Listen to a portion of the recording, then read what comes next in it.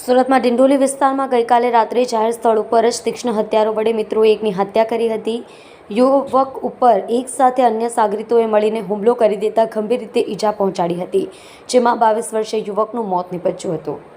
ડિંડોલી વિસ્તારમાં રહેતો 22 વર્ષીય દેવીદાસ પાટીલની હત્યા તેના મિત્રો દ્વારા કરી નાખવામાં આવી હતી. દેવીદાસ પાટીલે તેના મિત્રને થોડા સમય પહેલા રૂપિયા આપ્યા હતા.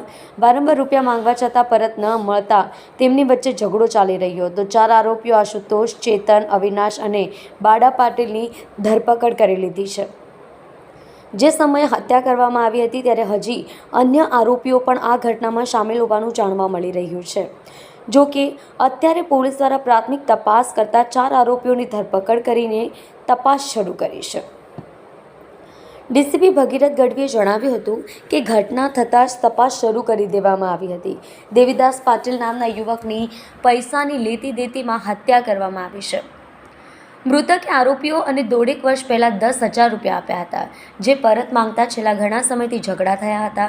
ગઈકાલે દેવીદાસની હત્યા કરી દેવાની ઘટના સામે આવતા 4 જેટલા આરોપીઓની હાલ ધરપકડ કરવામાં આવી છે. આ ઘટનામાં અન્ય કેટલાક આરોપીઓ છે તેની પણ તપાસ કરવામાં આવી રહી છે. મહત્વની બાબત એ છે કે જે મૃતક દેવીદાસ છે તે પણ ભૂતકાળમાં પ્રોહિબિશન અને મારામારીની ઘટનામાં સંડોવાયેલો હતો. આરોપીઓ પણ પ્રોહિબિશન અને મારામારીની ઘટનામાં સંડોવાયેલા છે.